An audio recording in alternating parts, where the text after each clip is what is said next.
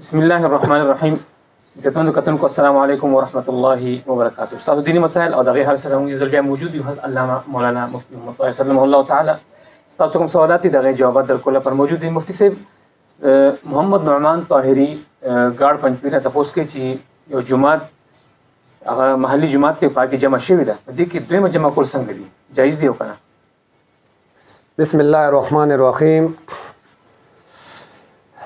جی داسې جماعت چې فاغې کې امام مقرر دی او مؤذن پکې هم مقرر دی او مسکون کې داغه معلومي او د موز وخت هغه پکې معتعین دی، معنا 15 وخت هغه جماعت کې مسکیږي. معنا داسې جماعت چې فاغې کې یو اذان یو اقامت سره محله والا او اهل مسجد والا یو ځل جمع سره موز وکي، بیا دوباره جمع کول په دغه جماعت کې مکروه تحریمی دي. او د کراهت بنیادی وجه دا ده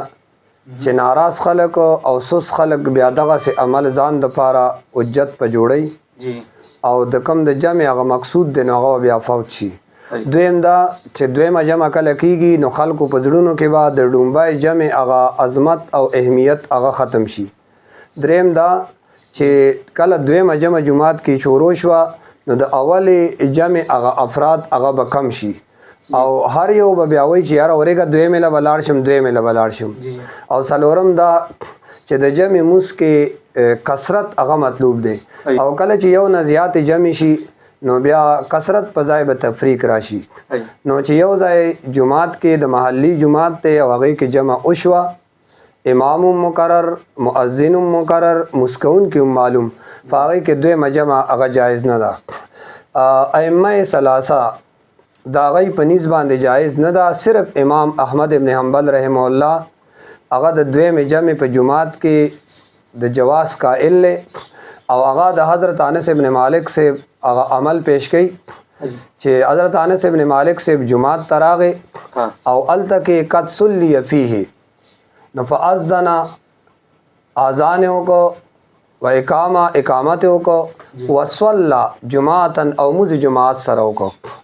نو هغه کې خو احتمالات ګڼ کې دی شي د جماعت انس ابن مالک سے چې کې مسکو کې دی شي د جماعتو کې دی شي هغه د لپاره امام هغه مقرر نو دا احتمال کې دی شي چې انس ابن مالک رضی الله تعالی عنہ کوم جماعت ته تل او غزای کې اهل محله والو جماعت نو کړي بلکې د بهر خلق راغلیو هغه په کې جمع کړي وا. نو کله چې دا احتمالات راشي نو بیا دا غي نه استدلال هغه باطل له. نور ائمه ثلاثه په نسبت باندې هغه د دې قائل نه دي چې جماعت کې یو ځل جمع وشوه او هغه نه بعد د بیا دویمه جمع وشي. ابو بکر رضی الله تعالی عنہ روایت ته یو ځل نبی علیہ الصلوۃ والسلام د دوه فریقو په میاس کې صلح د پاره بهر تشریف وړو د مدینې نه، بیا واپس راته مدینې ته په دې اراده باندې روانو چې مسجد نبوي کې به جمع کوم. چې مسجد نبوي خاطر اورسید نبی علیہ الصلوۃ والسلام نه جمع شوی و. نبی علیہ الصلوۃ والسلام د جمعات په ځای باندې بیا کور ته تشریف یوړو، کور والے راجمع کړل او هغه سره بیا د جمع مز وکړو. حالانکه مسجد کې صحابه کرامو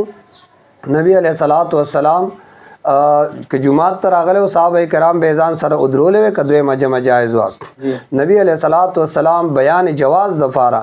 صحابه ځان سره کړي و نو دوی مجمع به کړي و، خو چون کې دوی مجمع جمعات کې هغه جایز نه ده. او دا روایت اثار السنن محمد بن علی النووي عظیم آبادی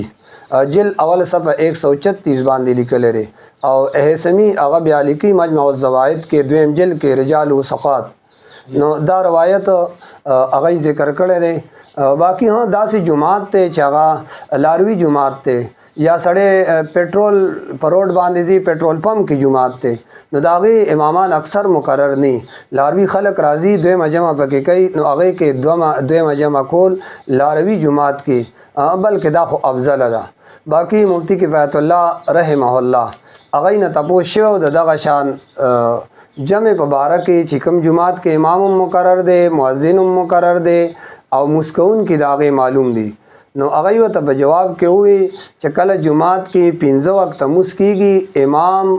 او دا غي مؤذن مقرر دی معنا 15 وخت د جمع اهتمام او انتظام پکشتا پنځ د امام ابو حنیفه رحم الله په دغه جمعات کې دوه جمع کول دا مکروه دي او چونکه جمع اصل هغه ډومبای جمع ده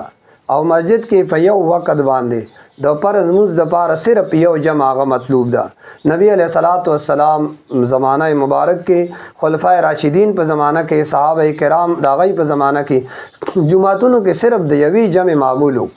لومبي جمعات نه بعد دویم جماعت کول د رواج نو او دویم جماعت سره لومبي جماعت هغه افراد چونکه هغه کې سستی پیدا کیږي نو دی وجنا کفایت المفتی دریم جلد صفحه 140 باندې لیکلي دي چې کم ائمه هغه اجازت ورکړل د جواز هغه هم وایي چې هغه اتفاقی تور باندې هغه د جمع نه پاتې شوی دي نو هغه ته اجازت ته جمع کوي اذان به بیا مستقل هغه لپاره نه کوي اقامت په هم نه کوي ډومبای جمع هغه ځای چې کم ځای شوی دا هغه بم پری دي خو بیا هم وایي چې ګوره روزانه داسې کول او د دې اهتمام کول هغې دپاره خلق را بلل او ترغیب ورکول د هیڅ چا په نیز باندې هم دا جایز نه دي بیا وایي دغسې کار ګوره چې روزانه کوې ته نو دا خو قطعاً ممنوع او مکروه دی البته یو سړي نه موس پاتې شو هغه راغې څه کسان جمع شو نو هغه که د جومات د حدودو نه بهر کوي د جومات د حدودو نه بهر یا یو کمره ده یا یو برنډه ده او الته جو جمع کوي دویمه جمع نو هغه ځای کې کولی شي مستقل هغې دپاره اذان او اقامت ضرورت نشته ړومبی اذان او ړومبی اقامت چې کوم ړومبی جمع له شوی دی بس دغه کافي دی که اقامت ونشي نو دا بهتره ده او که چېرته اقامت وکړه دویمې جمع دپاره صرف د هغې ګنجایش شته د دویم جمع دپاره خو اصل خبره داره چې نه به اذان کوي او نه به اقامت کوي او بل دغه جماعت کې به نه کوي چېرته بهر به کوي دا غځای نه بهر چرته صحنی یا کمرې پاغې کې کوي نو بیا کولی شي او بهتر داره چې کور کې وکړي نو ډیره بهتره ده بهر یو ځای د جماعت نه هغې کې جمع وشي اتفاقي لاړه شه روزانه به دا معمول ځان نه جوړوي نو چې کوم جماعت کې امام مقرر دی مؤذن مقرر دی مزګزار معلوم دی نو هغه جماعت او وخت د مزون هغه پکې متعین دی نو هلته کې دویمه جمع کول جایز نه دي او هلته دویمه جمع نه ده جایز جزاک الله خیر زه کوم د تاسو ذهن کې سوال وي تاسو موږ ته رالیږلی شئ په واتساپ نمبر را چلیږي په سکرین باندې انشاءالله هغوی راتلونکي پروګرام کې به ستاسو سوال مفتي صاحب ته ږدو هغې به جواب درکړي راتلونکي بل پروګرام پورې ستاسو نه اجازت غواړو د الله په امان